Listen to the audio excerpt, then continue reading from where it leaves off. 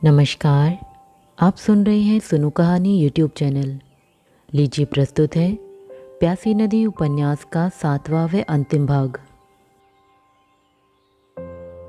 पता नहीं रविंद्र उस रात सो पाया या नहीं, मगर मेरी आंखों की नींद तो पूरी तरह उड़ गई। रविंद्र की कहानी के साथ साथ निशा के साथ अभी सप्ताह भर पहले के सारे संस्मरण मेरी आंखों में चलचित्र की तरह घूम गए। मैं 4-5 दिन दिल्ली में रहा। राकेश के होटल में फ़ोन करके मैंने एक बार उससे संपर्क करने की कोशिश की थी, मगर पता चला कि वह तो जा चुका है। इसलिए मैं निशा और राकेश दोनों से मिले बिना ही कलकत्ता लौट गया। कलकत्ता पहुंचने के कुछ दिनों बाद तक मैं कभी कभी रविंद्र, निशा और राकेश के बारे में सोचता रहता था, पर जैसे जैसे दिन बीतते चले गए उनकी याद धुंधली पड़ती चली गई और मैं अपनी ही समस्याओं में उलझता चला गया। राकेश, निशा और रविंद्र से मुलाकात हुए लंबा अरसा गुजर चुका था और मैं उनके बारे में लगभग सभी कुछ विस्मृत कर चुका था कि एक दिन फ़ोन पर किसी ने पूछा, क्या नरेंद्र जी घर पर हैं? मैंने कहा, हाँ जी, मैं ही बोल रहा हूँ। कहिए, कौन साहब हैं? अरे यार, कैसे आदमी हो, किसी के मरने जीने की भी फिक्र नहीं करते, बस अपनी ही दुनिया में खोए रहते हो। मैं तुरंत समझ गया यह राकेश की आवाज़ थी। मैंने एक ठहाका लगाकर कहा, मरने वाले तो मुझे याद नहीं करते, मगर मुझे ताजुब है कि तुम अभी तक कैसे बचे हुए हो। कहो, कब आए, कहाँ ठहरे हो, और हाँ, तुम बोल कहाँ से रहे हो? मैं यहीं कलकत्ता में हूँ, चौरंगी के एक होटल में ठहरा हुआ हूँ। दरअसल मुझे अंदाज़ा नहीं था कि तुम कलकत्ता में हो भी या नहीं। तुम ठहरे हमेशा से सैलानी, पता नहीं कब कहाँ निकल जाओ। ठीक है, अब तो तुम्हें निश्चय हो गया कि मैं यहीं कलकत्ता में हूँ, फ़ौरन आ जाओ। हाँ, निशा भी क्या तुम्हारे साथ आई है? निशा की बात मैंने यूं ही अटकलबाजी में कही, क्योंकि मैंने राकेश और निशा के बारे में बीच के सालों में कुछ भी नहीं सुना था। वह सब बातें मैं तुम्हें बाद में बतलाऊंगा, फिलहाल इतना ही जान लो कि मेरे साथ कोई नहीं है इस शहर और इस होटल के कमरे में। अच्छा भाई, अकेले हो तो अकेले ही आ जाओ, मैंने कहा। शाम को 6 बजे से कुछ पहले टैक्सी मेरे दरवाजे पर आकर ठहरी तो मेरे नौकर ने आकर बतलाया कि एक बाबू आए हैं। राकेश टैक्सी ड्राइवर को किराया चुका रहा था। मुझे देखकर उसने नमस्कार की और हल्के से मुस्कुराया।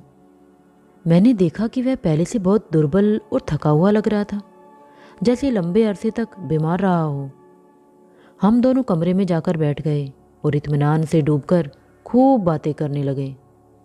मैंने देखा कि राकेश इधर उधर की बातें चलाकर मुख्य मुद्दे से हटने की कोशिश कर रहा है। मैंने बोला, यह बतलाओ, निशा का क्या रहा? वह तुम्हारे जीवन में कहाँ तक पहुँची? राकेश निशा का नाम सुनकर एकदम गंभीर हो गया और कहने लगा, अब वह मेरे साथ नहीं है दोस्त। इसका मतलब यह हुआ कि वह तुम्हारे साथ थी? कब तक? कब तक साथ रही? आजकल कहाँ है? मैंने अपनी उत्सुकता राकेश के सामने प्रकट कर दी थी। निशा मेरे साथ लगभग 2 साल रही। शायद तुम्हें पता नहीं कि वह मुझसे मिलने से पहले ही शादीशुदा थी। यह बात मुझे काफ़ी देर तक पता नहीं चली थी। जब हम दोनों पूरे 1 साल साथ रह चुके थे तो मैंने उसके सामने शादी का प्रस्ताव रखा, क्योंकि मैं इस अनिश्चय में ज़्यादा देर तक नहीं रह सकता था।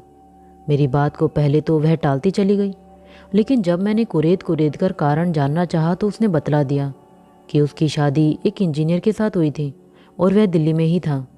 वह उसे छोड़ चुकी थी, लेकिन उसने डिवोर्स नहीं लिया था।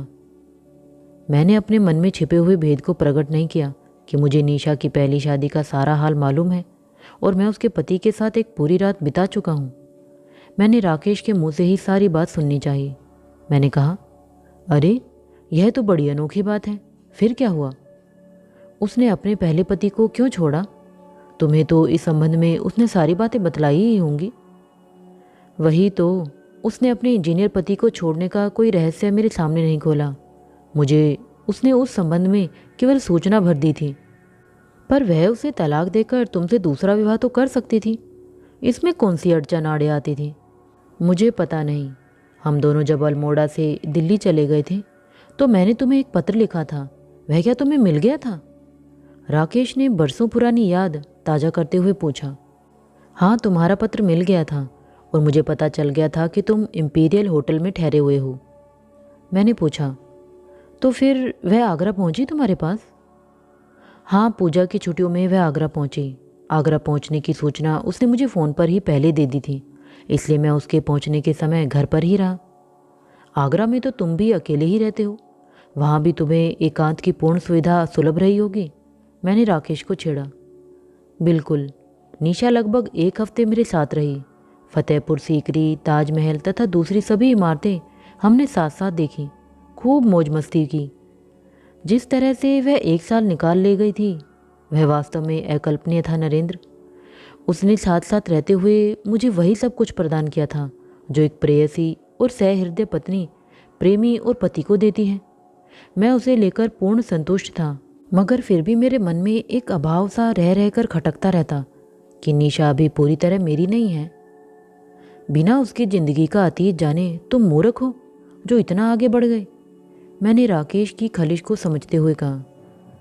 दरअसल उस दिशा में मैंने कुछ सोचा ही नहीं था।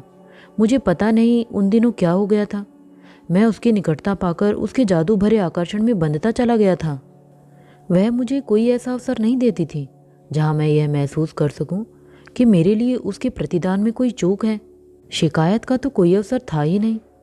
कई बार मैं सोचकर तय करता था कि उससे शादी करने का आग्रह करूं, पर यह सोचकर टाल जाता था कि शायद निशा ने इस संबंध में पक्के तौर पर अभी कुछ सोचा ही नहीं है।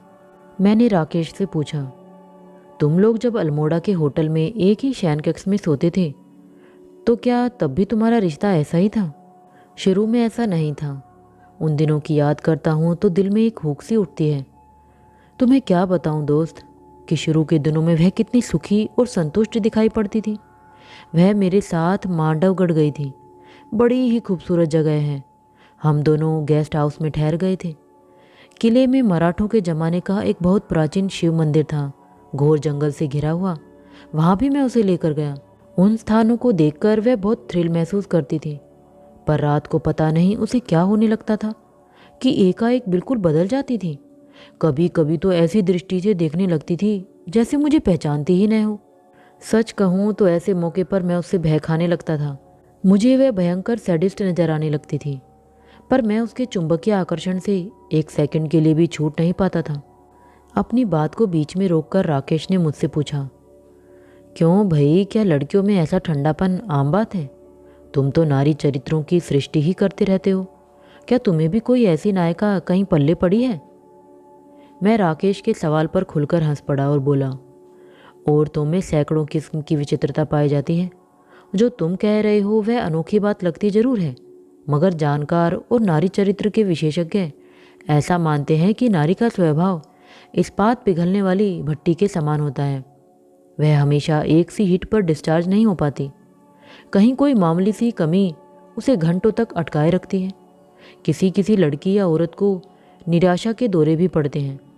असल में पुरुष हमेशा यह सही ढंग से तय नहीं कर पाता कि जिस स्त्री की एनाटॉमी से वह राय रत्ती परिचित है उसका आचरण भी उसकी जानकारी के ही अनुकूल होगा। मानसिकता शरीर से एकदम अलग चीज़ है। वहाँ किसी घनिष्ठतम कहे जाने वाले के दावे भी पूरी तरह सच्चे नहीं उतरते। मैं तुम्हारी बात मानता हूँ, मगर एक सामान्य आचरण तो बहुत बदला हुआ और ऊपर नीचे नहीं होना चाहिए। लेकिन निशा से तुम किसी सामान्य आचरण की उम्मीद इस आसानी से कैसे कर सकते थे? वह लड़की जो पहले से विवाहिता थी, उसने किसी आर्थिक अभाव अथवा पति के दुराचार से तंग आकर दाम्पत्य जीवन को लात नहीं मारी थी। कोई मानसिक वजह ही रही होगी। वही उच्चाटन की स्थिति तुम्हें लेकर नहीं आई होगी। तुम ये कैसे कह सकते हो? मैंने राकेश को समझाने की कोशिश की। तुम्हारा सोचना ठीक हो सकता है, मगर जब वह अपने पति से अलग होकर मेरे संपर्क में आई थी तो उसमें अलगाव के बावजूद वैसा ठंडापन मौजूद नहीं था जो बाद में बढ़ता चला गया। हम दोनों बातों में इतने मशगूल हो गए कि समय का कुछ ध्यान ही न रहा। नौकर ने हमें अंधेरे में बैठा देखा तो उसने बत्ती जला दी। अगले दिन राकेश को 24 परगना किसी से मिलने जाना था, इसलिए निशा की कहानी बीच में ही छूट गई। राकेश के जाने के बाद मैं बराबर निशा के संबंध में ही सोचता रहा। रविंद्र की कथा ही कम दुखदाई नहीं थी। निशा ने जिस तरह उसके जीवन में शून्य भर दिया था वह कभी पूरने वाला नहीं था। लगभग वही स्थितियाँ प्राकांतर से राकेश के साथ भी दोहराई गई। समझ में नहीं आता था कि वह कौन सा मानसिक उद्वेलन था जिसकी वजह से निशा पुरुषों के जीवन में एक बिंदु पर पहुंचकर निराशा और अवसाद भर देती थी। मुझे निशा के साथ अल्मोड़ा प्रवास में बिताए हुए उन कुछ घंटों का स्मरण कभी कभी होता था। उसके मोहक स्वरूप के प्रति मैं चुंबकीय आकर्षण से खिंचा था। कौन कह सकता है कि मुझे कुछ दिनों का पूर्ण संपर्क उसके साथ रहने का मिल जाता तो मैं किस विचित्र मानसिकता से ग्रस्त हो जाता। राकेश के आने के बाद मैंने राकेश से कहा, दिन में चाहे जो भी करो, कहीं भी जाओ, लेकिन आज रात को तुम यहीं ठहरोगे और निशा तथा अपनी दास्तां पूरी पूरी सुनाओगे। पता नहीं फिर तुम्हारा कब चक्कर लगे।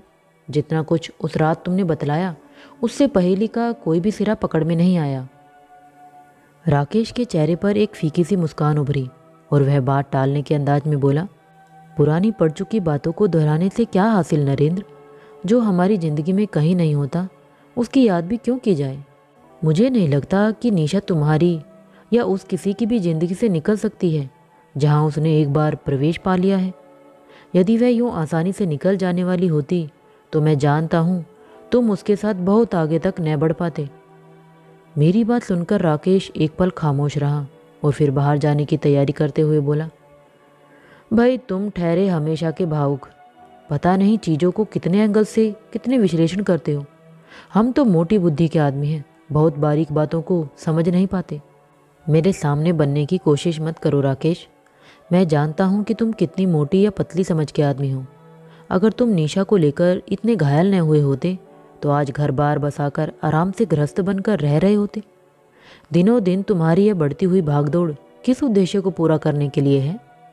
मैं यह भी जानता हूँ कि बहुत रुपया कमाकर देश का सबसे बड़ा धन्ना सेठ बनने की तुम्हारी कोई महत्वाकांक्षा नहीं है। मैंने राकेश का अंतरंग पक्ष उद्घाटित करते हुए कहा, बड़े ही दुष्ट आत्मा हो यार। भूत की तरह पीछे ही पड़ जाते हो। जो बात कहीं होती नहीं है उसे भी पैदा करके दिखा देते हो। राकेश अपना पोर्टफोलियो उठाकर चलते हुए बोला। मैंने कहा, ठीक है अब तो तुम जाओ, रात को हो सके तो कुछ जल्दी ही लौटाना। राकेश शाम को काफ़ी जल्दी लौट आया। उसका चेहरा बहुत ही थका हुआ और सूखा नज़र आ रहा था। मैंने उसे नहाने के लिए कहा और भीतर के लॉन में मेज कुर्सियाँ निकलवा कर डलवा दी। मैंने राकेश को बहुत नामालूम ढंग से छेड़ा।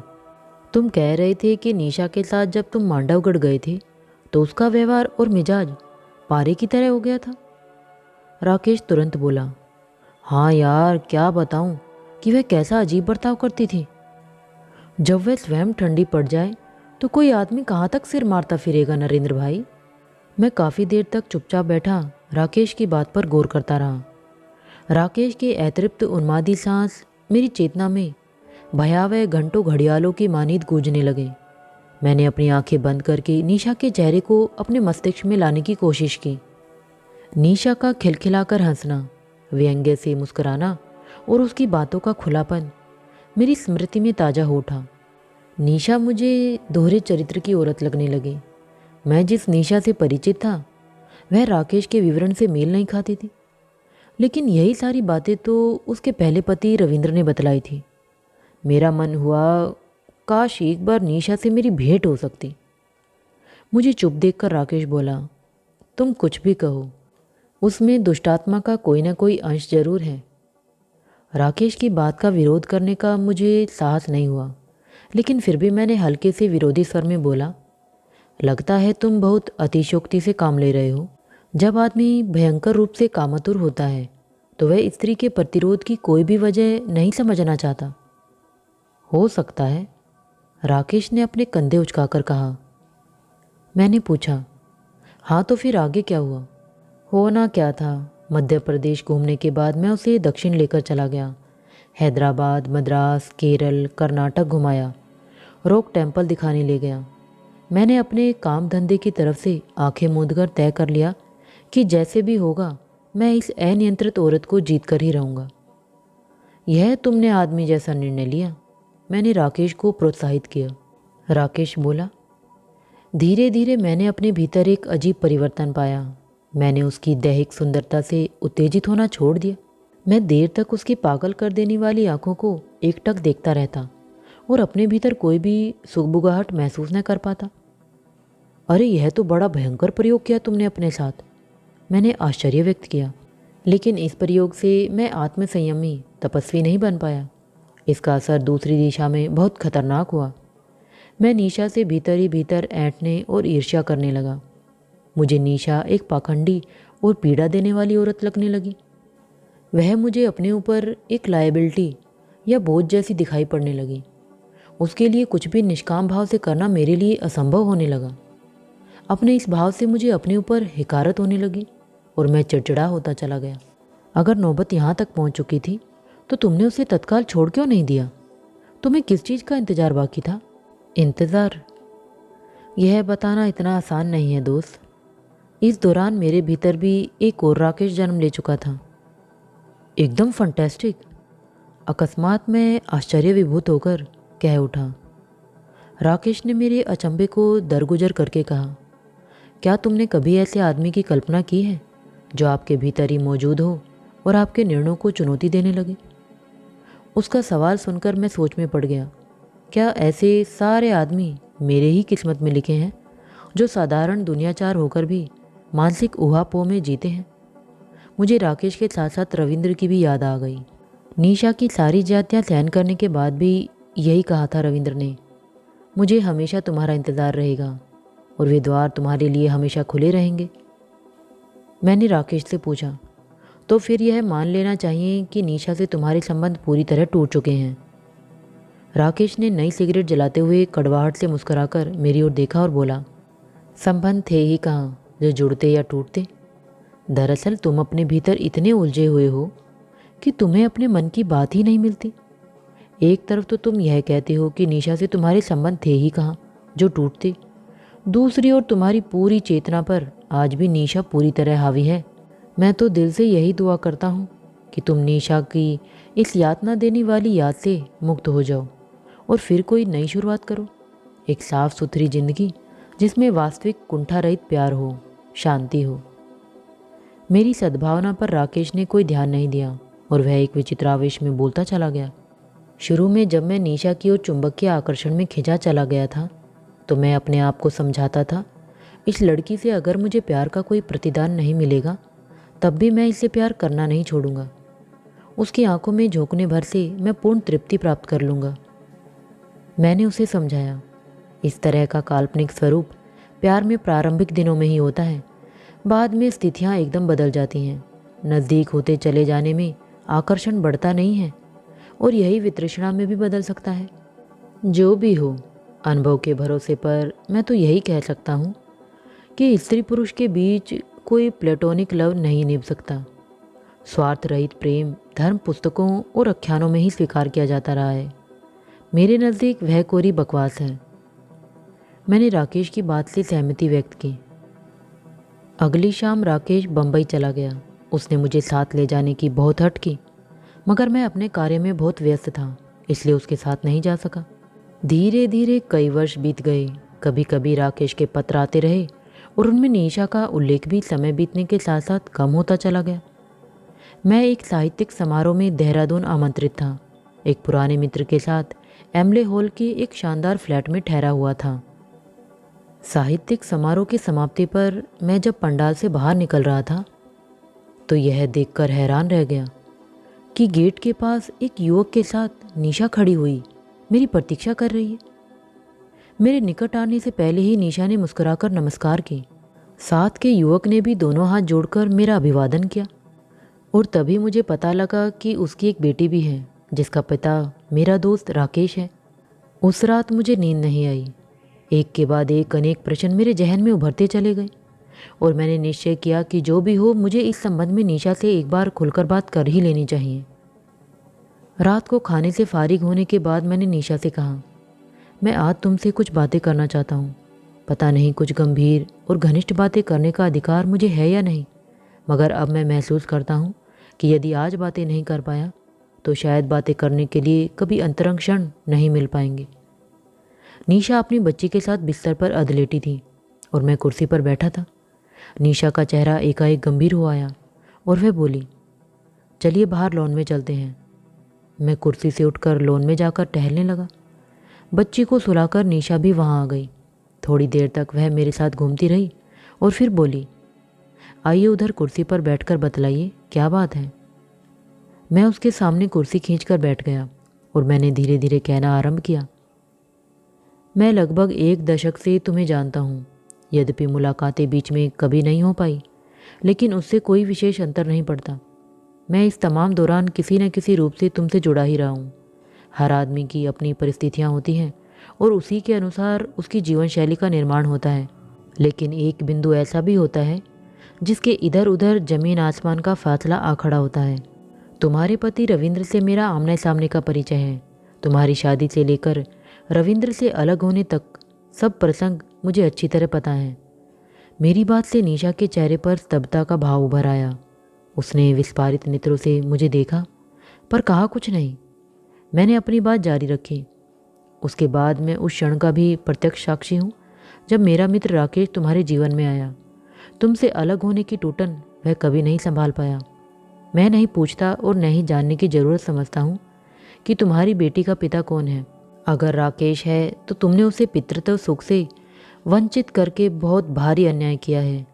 मुझे मालूम है कि उसके जीवन में निशा के बाद कोई नहीं आया और अब तुम्हारे जीवन में एक और राहगीर आ खड़ा हुआ है।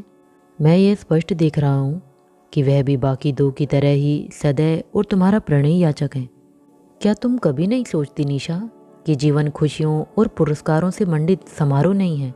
उसमें एक समय दीर्घ प्रशस्त राजपथ होता है तो दूसरा क्षण ऐसा भी आता है जब डगर इतनी संकुल हो उठती है कि जरा सी असावधानी से पांव फिसला तो फिर खाई खड्डों में गिरकर चूर चूर हो जाने के अलावा कोई मार्ग शेष नहीं बचता है। तुम शायद लोकाचार और प्रताड़न की परवाह नहीं करती, पर क्या तुम समझती हो तुम्हारी बेटी को तुम्हारी जीवन पद्धति से जो कुछ मिलेगा उसके बूते वह इस रूढ़िग्रस्त समाज में सम्मान के साथ सिर उठाकर कैसे खड़ी रह सकेगी? मेरी बात सुनने के बाद निशा कई मिनट तक सिर झुकाए गंभीर भाव से कुछ सोचती रही। फिर उसने बोलना आरंभ किया। शुरू में उसका कंठ भर आया, पर बाद में वह स्पष्ट स्वर में कहती चली गई। आपने रविंद्र की बात कही। यह अच्छी बात है कि आप उन्हें जानते हैं। उनमें मुझे वह कठोर पुरुषत्व कभी नहीं मिला जो नारी को पूर्णता देता है। वह उससे ही संतुष्ट थे जो मैं दया भाव से उन्हें दे देती थी। पुरुष अपनी सामर्थ्य से नारी का भोग करे, यही नारी के लिए तुष्टिदायक है। पुरुष की इसी शक्ति में वह अपनी सुरक्षा पाती है। अपनी संपूर्णता मैं किसी को खंड खंड करके दान में नहीं दे सकती। मैं तुम्हारी इस भावना को सही और वांछनीय स्वीकार करता हूँ और इसे 100% स्त्री सुलभ मानता हूँ। मगर राकेश में तो ऐसा कुछ नहीं था कि तुम उसका यूं निरादर करती और उसे अपने जीवन पथ से दूर कर देती। मेरी बात सुनकर निशा उत्तेजित हो उठी और बोली, मैं नहीं जानती राकेश की आपसे क्या बातें हुई, पर उनका जोर हमेशा इसी बात पर था कि तुम नौकरी छोड़ दो। मैं नौकरी छोड़ने के बारे में अपना कोई आग्रह नहीं रखती थी, पर उनको दिन रात जिस तरह भागदौड़ में उलझा देखती थी उससे मुझे बराबर यही लगता था कि उनका मुख्य उद्देश्य बहुत सा धन कमाकर बड़ा धनाधीश बन जाने का है। वह रुपये पैसे के अलावा और कोई बात कर ही नहीं सकते थे। बाद में तो मुझे उनकी बातों से बेतरह ऊब होने लगी थी, इसलिए मैंने वह नौकरी भी छोड़ दी जहाँ वह चाहे जब आ धमकते थे। वह मेरी नौकरी छुड़वाकर मुझे पराश्रित बनाने की भावना से बुरी तरह ग्रस्त थे। मैं राकेश के इस रूप से अपरिचित हूँ। वह मेरा मित्र है, मगर तुम उसे जिस रूप में जानती हो तुम्हारे नज़दीक वही सबसे बड़ा यथार्थ है। प्रदीप के संबंध में भी कल तुम्हारे ऐसे ही विचार नहीं होंगे, इसकी क्या गारंटी है? निशा ने एक दीर्घ सांस लेकर कहा, जिस समाज के लोगों की बातें आप मुझसे कर रहे हैं उसमें स्त्री को कुछ भी चुनने की स्वतंत्रता नहीं है, लेकिन मेरी भूख किसी विशेषता के लिए नहीं है। मुझे पूर्ण पुरुष चाहिए और जिस दिन मेरी तलाश पूरी हो जाएगी मुझे आप पूर्ण समर्पिता पाएंगे। मैं नहीं चाहती कि कोई मुझ पर इजारेदारी या शासन स्थापित करे, पर जिस दिन कोई ऐसा आदमी मिल जाएगा जो मेरे भीतर अपना सतत्व स्थापित कर देगा, मैं अनजाने ही उसकी अनुगामिनी हो जाऊंगी। मैंने अपनी बात समाप्त करते हुए कहा, मैं नहीं जानता था कि तुम्हारे भीतर इतनी मुकम्मल खोज वृत्ति है। अब मुझे कुछ नहीं कहना है, मैं तुम्हारी ओर से निश्चिंत हुआ। सहसा निशा को याद आया कि बच्ची देर से भीतर अकेली ही सो रही है। वह उठकर तेजी से जाते हुए बोली, बेटी को देखूं कहीं वह जग न गई हो। मैं जब देर तक सोने के लिए नहीं गया तो निशा कॉटेज के बरामदे में आकर बोली, क्या अभी नींद नहीं आ रही आपको? आप जब सोएं तो दरवाजे ठीक से बंद कर लीजिएगा। मैं तो अब सोने जा रही हूँ, तेज नींद आ रही है। मैं निशा को द्वंद्वातीत देखकर हैरान रह गया। उसके जीवन के कुछ पृष्ठ ही मुझे आंदोलित किए हुए थे और उसे मानो मेरे भीतर का कोलाहल छू भी नहीं गया हो। मैं कुर्सी छोड़कर उठ खड़ा हुआ और कॉटेज में दाखिल हो गया। मैंने द्वार बंद किया और अपने कमरे में जाते हुए देखा कि निशा नींद में बेसुध सोई पड़ी है। अपने जीवन में आए पुरुषों से उसे इस क्षण कोई सरोकार नहीं था और न ही इस बात का लेश मात्र भय था कि आज की रात भी बगल के कमरे में एक पुरुष सोने वाला है। वह एक उच्छावती उत्ताल तरंगों से भरपूर नदी लग रही थी, जो अपनी आदिम प्यास से तृषावंत होकर किसी संपूर्ण पुरुष सागर में निवेदित होने के लिए निरंतर बहती चली जा रही थी। अपने बिस्तर पर लेटकर पता नहीं मैं कितनी देर तक करवटें बदलता रहा, केवल मित्र भाव लेकर किसी अकेले बंगले में पहाड़ के निर्जन चोटी पर चुनौती भरी औरत की बगल में सोना आग की नदी में तैरने से कम नहीं था।